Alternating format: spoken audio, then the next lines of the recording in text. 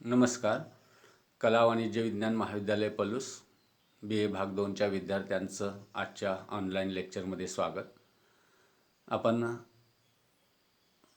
भारताच्या आर्थिक विकासामध्ये ज्या सहकारी चळवळीने योगदान दिलेलं आहे त्या सहकारी चळवळीतील काही सहकारी संस्थांचा अभ्यास आपण या टॉपिकमध्ये करत आहोत आणि त्यामध्ये या सहकारी प्रक्रिया संस्था ज्यांनी देशाच्या आर्थिक आणि ग्रामीण विकासामध्ये फार मोठं योगदान दिलेलं आहे त्यापैकी सहकारी साखर कारखाने यांची चर्चा आपण आजच्या लेक्चरमध्ये करत आहोत.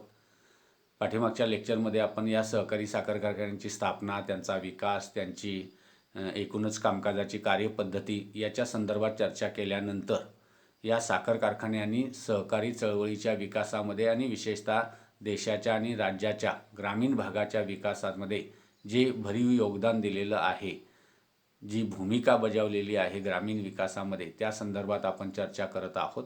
आणि त्या दृष्टीनं या साखर कारखान्यांचं योगदान आपण 2 गटामध्ये विभागलेलं आहे. एक आर्थिक विकासातील योगदान ग्रामीण भागाच्या आणि दुसरं ग्रामीण भागाच्या सामाजिक शैक्षणिक क्षेत्रातील विकासातील योगदान.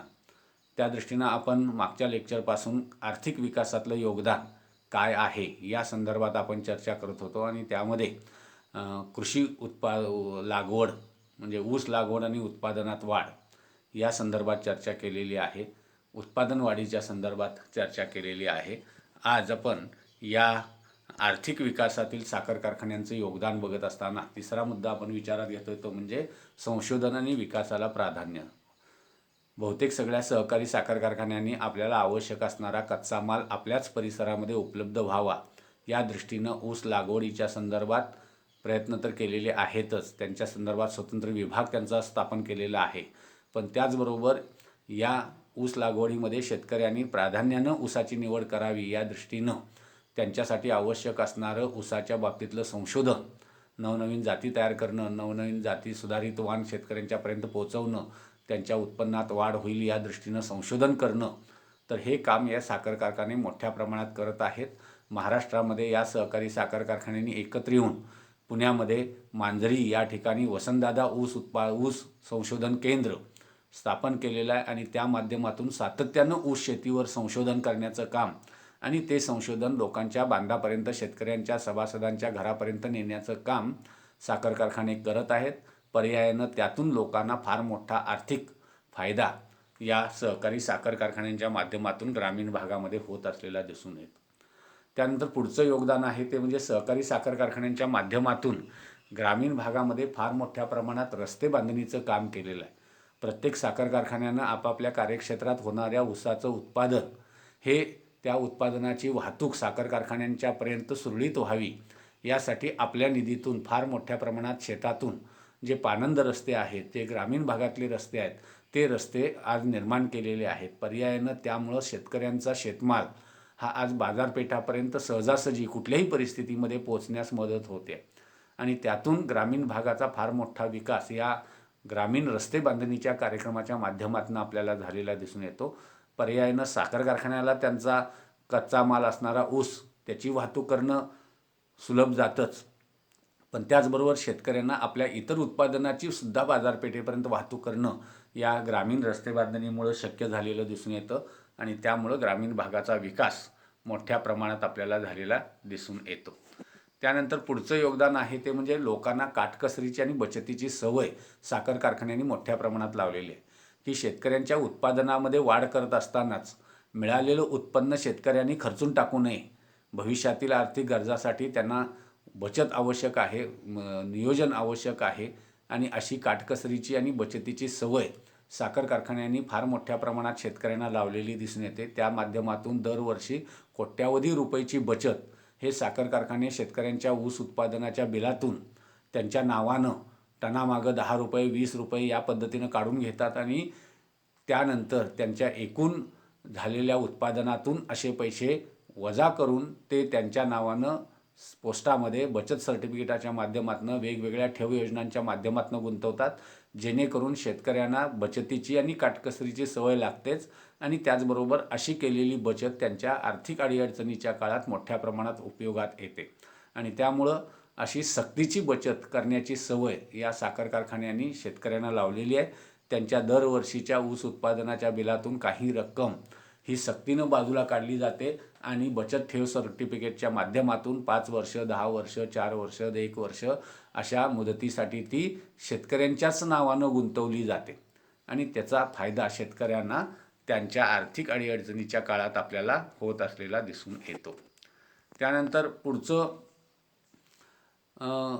वैशिष्ट्य आहे किंवा कार्य आहे आर्थिक विकासातलं योगदान, ते म्हणजे औद्योगिक विकासाला चालना. आज आपण बघितलं तर बहुतेक सगळ्या ग्रामीण भागामध्ये हे साखर कारखाने स्थापन झालेले आहेत. परंतु स्थापन होताना जरी तो ग्रामीण भाग असला तरी आज आपण बघतो की त्या बहुतेक सगळ्या साखर कारखान्याच्या परिसराला शहराचं रूप आलेलं आहे. अनेक मोठमोठे उद्योग, अनेक मोठमोठे व्यवसाय, अनेक स्वयंरोजगाराचे उद्योग या साखर कारखान्यांच्या परिसरामध्ये मोठ्या प्रमाणात निर्माण झालेले आहेत. विशेषतः साखर कारखान्याच्या सहकार्यानं साखर कारखान्याच्या परिसरामध्ये फार मोठ्या औद्योगिक विकासाला चालना मिळालेली आहे. अनेक लोकांनी छोटे मोठे साखर कारखान्याला आवश्यक असणारे पूरक उद्योग, त्याचबरोबर शेतीवर आधारित पूरक उद्योग, स्वयंरोजगाराचे छोटे मोठे उद्योग साखर कारखान्याच्या परिसरामध्ये निर्माण झाल्यामुळं त्या संपूर्ण भागाचाच आपल्याला औद्योगिक विकास झालेला दिसून येतो आणि त्या दृष्टीनं साखर कारखान्याचं या औद्योगिक विकासातलं योगदान आपल्याला मोठ्या प्रमाणात सांगता येईल. त्याचं उदाहरण आपल्याला सांगलीचं सांगता येईल की सांगलीला साखर कारखाना सुरू झाल्यानंतर आपोआपच सांगलीच्या परिसरामध्ये MIDC निर्माण झाल्या. छोटे मोठे उद्योग शेती क्षेत्रातले, औद्योगिक क्षेत्रातले मोठ्या प्रमाणात सुरू झाले आणि पर्यायानं शहराचा सर्वांगीण विकास या औद्योगिक परिसरामुळं आपल्याला मोठ्या प्रमाणात झालेला दिसून येतो. तर त्या दृष्टीनं प्रत्येक साखर कारखान्याच्या परिसराचा जर आपण विचार केला तर आपल्याला लक्षात येईल की या सहकारी साखर कारखान्यांच्या परिसरामध्ये अनेक छोटे मोठे उद्योजक निर्माण झालेले आहेत, अनेक छोटे मोठे व्यवसाय निर्माण झालेले आहेत, अनेक स्वयंरोजगाराच्या संधी निर्माण झालेल्या आहेत आणि त्या माध्यमातून या संपूर्ण परिसराला औद्योगिक विकेंद्रीकरण शक्य झालेलं आहे. म्हणजे पूर्वी जर आपण बघितलं तर मोठमोठे उद्योग हे फक्त शहरामध्ये असतात, पण साखर कारखान्यांच्या माध्यमातून, सूतगिरण्यांच्या माध्यमातून हे मोठे उद्योग सर्वसामान्य लोकांनी ग्रामीण भागामध्ये आणले आणि त्या ग्रामीण भागाच्या औद्योगिक विकासाला एक मोठ्या प्रमाणात चालना या सहकारी साखर कारखान्यामुळं आपल्या भागामध्ये निर्माण झालेली दिसून येते. त्यानंतर पुढचं योगदान आहे ते म्हणजे साखर कारखान्याच्या माध्यमातून परकीय चलनाची फार मोठी बचत आपल्याकडं होत आहे. आपल्याला माहीत आहे की साखर उद्योग हा जगातला मोठा उद्योग आहे. भारताचा या साखर उद्योगामध्ये जगात 2 नंबरचा हा व्यवसाय उद्योग आहे की जेणेकरून ज्याच्यामध्ये एकूण उत्पादनामध्ये जागतिक जवळजवळ 10 ते 20% वाटा भारताचा आहे. फार मोठी निर्यात साखरेची आज आपण जगाला करत आहोत आणि त्या माध्यमातून देशाला आवश्यक असणारं परकीय चलन एका बाजूला आपण साखर निर्यातीच्या माध्यमातून मिळवत आहोत, त्याचबरोबर पर्यावरणाचं रक्षण मोठ्या प्रमाणात आपण त्या ठिकाणी करत आहोत. त्याचबरोबर या साखर कारखान्यांच्या माध्यमातून अलीकडच्या काळामध्ये इथेनॉलचं उत्पादन मोठ्या प्रमाणात होत असल्यामुळं आणि असं इथेनॉल आता आपल्याकडं भारत सरकारनं पेट्रोलियममध्ये पदार्थामध्ये विशेषतः पेट्रोलमध्ये वाढवण्यास किंवा ॲड करण्यास परवानगी दिल्यामुळं आता मोठ्या प्रमाणात अशा इथेनॉलचं उत्पादन साखर कारखाने करत आहेत. पर्यायानं साखर कारखान्यांच्या या इथेनॉलच्या उत्पादनामुळं तेवढ्या प्रमाणात आपली पेट्रोलची बचत आज होत आहे. वास्तविक पाहता भारताच्या एकूण आयात निर्यातीचा विचार केला तर सगळ्यात जास्त आपल्याकडची आयात ही पेट्रोलियम पदार्थांची आहे. त्यातून कोट्यावधीचं परकीय चलन हे आपलं त्या ठिकाणी या खरेदीसाठी जात होतं.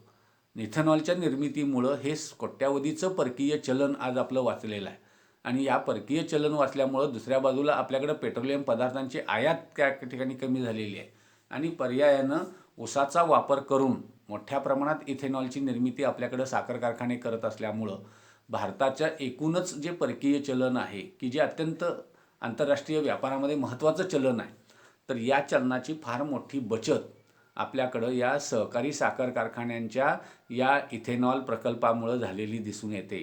त्यामुळं भारत सरकारचं पेट्रोलियम पदार्थाच्या आयातीवरचं जे अवलंबित्व आहे ते अवलंबित्व कमी झालेलं आहे आणि या पेट्रोलियम पदार्थामध्ये इथेनॉलचं विशेषतः पेट्रोल आणि डिझेलमध्ये पेट्रोलमध्ये इथेनॉलचं ब्लेंडिंग केल्यामुळं, मिक्सिंग केल्यामुळं आज मोठ्या प्रमाणात परकीय चलनाची बचत या सहकारी साखर कारखान्यामुळं आपल्याला झालेली दिसून येते आणि त्या माध्यमातून हे परकीय चलन वाचवण्यामध्ये साखर कारखान्यांनी मोठी भूमिका बजावलेली आहे.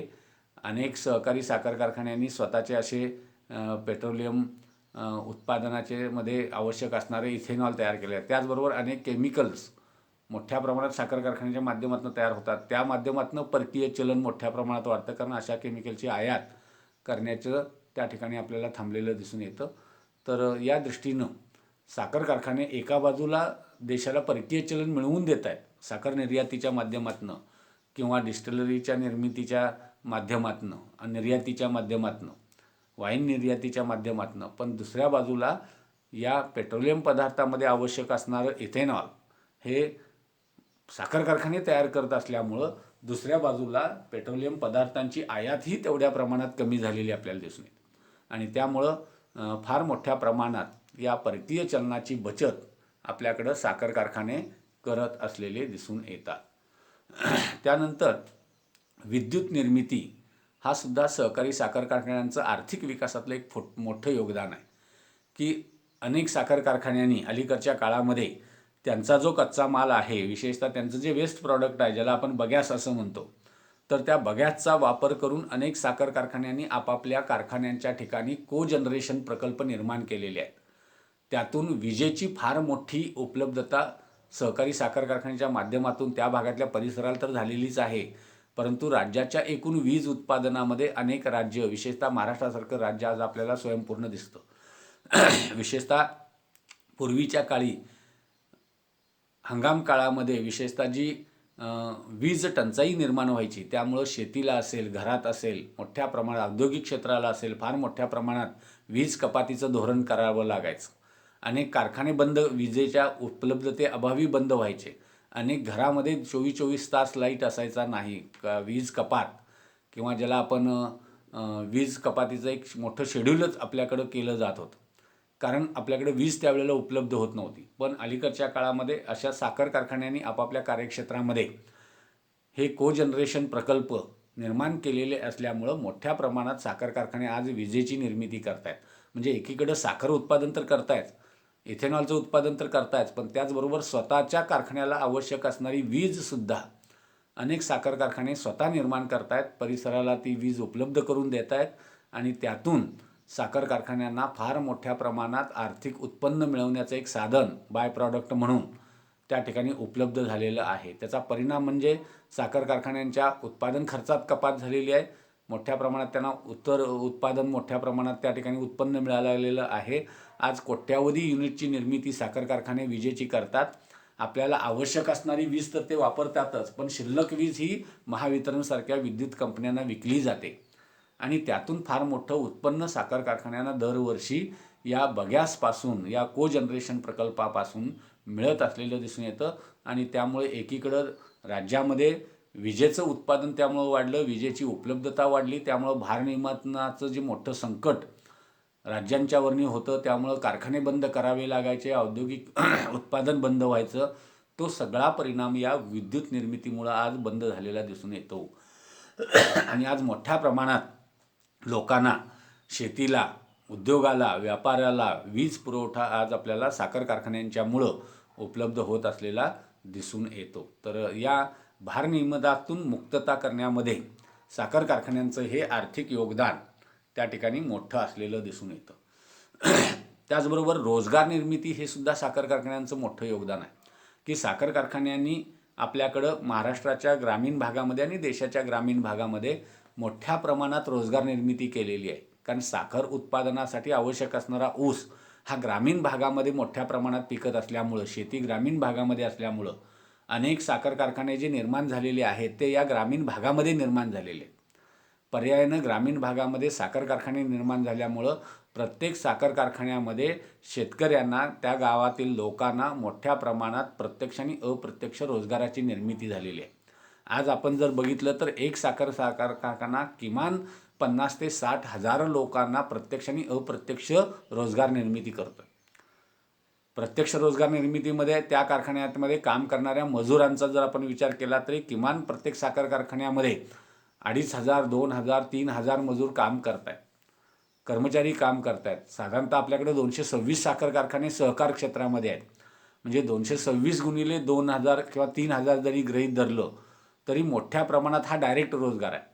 त्याचबरोबर साखर कारखान्याला आवश्यक असणारी वाहतूक साधनं, ट्रॅक्टर, ट्रक, पंचर दुकानं, त्यानंतर इतर हॉटेल व्यवसाय, छोटे मोठे दूध व्यवसाय, त्यानंतर शेतीमध्ये काम करणाऱ्या रोजगारांची संख्या, ऊसतोड वाहतुकीसाठी, ऊसतोड करण्यासाठी लागणारे मजूर, या सर्वांचा विचार केला तर साखर कारखान्यांच्यामुळं ग्रामीण भागामध्ये अनेक रोजगाराच्या संधी निर्माण केलेल्या आहेत. त्याचबरोबर ग्रामीण भागामध्ये साखर कारखान्याच्या परिसरामध्ये औद्योगिक क्षेत्राचा विकास झाल्यामुळं, उद्योग व्यवसायांचा विकास झाल्यामुळं ग्रामीण भागातील अनेक लोकांना स्वयंरोजगाराच्या संधी उपलब्ध झालेल्या आहेत. मग त्यामध्ये दूध व्यवसायाच्या आहेत, त्याचबरोबर कुटीर उद्योगांच्या आहेत, लघु उद्योगांच्या आहेत, साखर कारखान्याच्या परिसरामध्ये हॉटेल व्यवसाय आहे, टायर उद्योग आहे, स्वयंचलित स्पेअर पार्टची दुकानं आहेत. अशा अनेक मोठमोठे छोटे मोठे उद्योग ग्रामीण भागामध्ये निर्माण झालेले असल्यामुळं त्या भागात अनेक रोजगाराच्या संधी या सहकारी साखर कारखान्यांनी ग्रामीण भागाला उपलब्ध करून दिलेलं आहे. पर्यायानं शेतीवरचं ग्रामीण भागातल्या लोकांचं जे अवलंबित्व आहे ते आज सहकारी साखर कारखान्यामुळं मोठ्या प्रमाणात आपल्याला कमी झालेलं दिसून येतं आणि लोकांच्या घरामध्ये एक नियमित उत्पन्नाचं साधन म्हणून अशा रोजगाराच्या अनेक संधी देशाच्या ग्रामीण भागामध्ये सहकारी साखर कारखान्यांनी आपल्याला उपलब्ध करून दिलेल्या दिसून येतात आणि त्यातून कोट्यावधीने लाखो लोकांना रोजगार, उत्पन्नाचं एक साधन या साखर कारखान्यांच्या माध्यमातून आपल्याला मिळालेलं दिसून येतं आणि त्यामुळं त्या भागातील लोकांचा आर्थिक विकास हा मोठ्या प्रमाणात या रोजगार संधीमुळं निर्माण झालेला दिसून येतो. त्यानंतर या सहकारी साखर कारखान्यांचं आर्थिक विकासातील योगदान हे या वेगवेगळ्या मुद्द्यांच्या आधारे बघितलं की ज्याच्यामुळं लोकांच्या आर्थिक विकासामध्ये, उत्पन्नामध्ये भर पडलेली आहे या साखर कारखान्यांच्या योगदानामुळं. त्याचबरोबर साखर कारखान्यांनी केवळ ग्रामीण भागामध्ये आर्थिक योगदान दिलेलं नाही तर ग्रामीण भागामध्ये सामाजिक आणि शैक्षणिक परिवर्तनामध्ये सुद्धा साखर कारखान्यांचं फार मोठं योगदान आपल्याकडं सहकारी साखर कारखान्यांचं विशेषतः महाराष्ट्राच्या राज्यात आपल्याला दिसून येतं. सहकारी साखर कारखान्यांनी केवळ आर्थिक विकास केलेला नाही तर सामाजिक आणि शैक्षणिक विकासामध्ये सुद्धा फार मोठं योगदान या सहकारी साखर कारखान्यांचं आहे आणि ते योगदान बघत असताना आपल्याला अनेक मुद्दे त्याच्यामध्ये विचारात घेता येतील. त्यामधला पहिला मुद्दा आपल्याला विचारात घेता येतो म्हणजे शैक्षणिक विकास. सहकारी साखर कारखान्यांच्या माध्यमातून महाराष्ट्रातल्या बहुतेक साखर कारखान्यांनी ग्रामीण भागामध्ये शिक्षणाच्या फार मोठ्या सुविधा, अगदी बालवाडीपासून ते उच्च शिक्षणापर्यंतच्या अनेक सुविधा आपापल्या परिसरामध्ये निर्माण केलेल्या आहेत. अभियांत्रिकी college, engineering college, nursing college, इंग्रजी माध्यमांच्या शाळा, मराठी माध्यमांच्या शाळा या मोठ्या प्रमाणात आपल्या परिसरामध्ये निर्माण करून ग्रामीण भागातील सर्वसामान्य लोकांना, विशेषतः इंग्रजी माध्यमांच्या शाळा आपल्याकडं ग्रामीण भागामध्ये पहिल्यांदा साखर कारखान्यांनी सुरू केल्या. त्यामुळं ग्रामीण भागातील मुलांना इंग्रजी माध्यमामध्ये शिकण्याची व्यवस्था निर्माण केली. त्याचबरोबर अनेक ग्रामीण भागामध्ये मराठी माध्यमांच्या शाळा कारखान्यांनी आपापल्या परिसरामध्ये आपल्या कामगार वर्गासाठी, परिसरातल्या नागरिकांच्यासाठी सुरू केल्या. मोठ्या प्रमाणात या शैक्षणिक विकासामुळं आज महाराष्ट्रामध्ये, संपूर्ण देशातून मोठ्या प्रमाणात लोक शिक्षणासाठी महाराष्ट्रामध्ये आपल्याला येत असलेल्या दिसून येतात आणि या शैक्षणिक सुविधा ग्रामीण भागामध्ये मोठ्या प्रमाणात केल्यामुळं आज ग्रामीण भागातील लोकांना शिक्षणासाठी शहरामध्ये जाण्याची आवश्यकता भासत आपल्याला नसलेली दिसून येते. अनेक साखर कारखान्यांनी आपापल्या परिसरामध्ये अशा शिक्षणाच्या सुविधा, पायाभूत सुविधा शिक्षणाच्या, अगदी बालवाडीपासून KG पासून PG पर्यंत या सुविधा आपापल्या परिसरामध्ये निर्माण केल्यामुळं ग्रामीण भागामध्ये किंवा महाराष्ट्राचा ग्रामीण भाग हा आज शैक्षणिक सुविधाचं केंद्र म्हणून निर्माण झालेला आहे. आणि या सगळ्या साखर कारखान्यांच्या परिसरामध्ये जर आपण बघितलं तर मोठमोठ्या शैक्षणिक संस्था त्या ठिकाणी साखर कारखान्याच्या माध्यमातून निर्माण केलेल्या आहेत. सर्वसामान्य सभासदांच्या मुलांना असं शिक्षण मिळावं, तांत्रिक शिक्षण मिळावं, उच्च शिक्षण मिळावं याच्यासाठी अनेक महाविद्यालयं, अनेक कॉलेजेस, शाळा, त्यानंतर वसतिगृह ही साखर कारखान्यांनी आपापल्या परिसरामध्ये निर्माण केलेली आहेत आणि त्यातून फार मोठं शैक्षणिक विकास या ग्रामीण भागामध्ये सहकारी साखर कारखान्यांनी आपल्याला केलेला दिसून येतो. तर या पद्धतीनं सहकारी साखर कारखान्याचं आर्थिक विकासातील योगदान आज आपण बघितलेलं आहे. शैक्षणिक आणि सामाजिक विकासातलं योगदान आपण आज सुरू केलेलं आहे. एक मुद्दा आपण त्यातला घेतलेला आहे. इतर जे मुद्दे आहेत सामाजिक आणि शैक्षणिक क्षेत्रातल्या विकासाच्या संदर्भात, या संदर्भात आपण पुढच्या लेक्चरला त्याची माहिती घेऊया. त्याचबरोबर या सहकारी साखर कारखान्याच्या समस्या काय आहेत त्याच्या संदर्भात सुद्धा आपण या टॉपिकमध्ये चर्चा करणार आहोत आणि त्याचबरोबर या समस्येवर उपाय काय आहेत त्या उपायासंदर्भात सुद्धा चर्चा आपण नेक्स्ट पिरियडमध्ये करूया. या ठिकाणी आपण थांबूया. सर्वांनी घरी राहा, सुरक्षित राहा. धन्यवाद.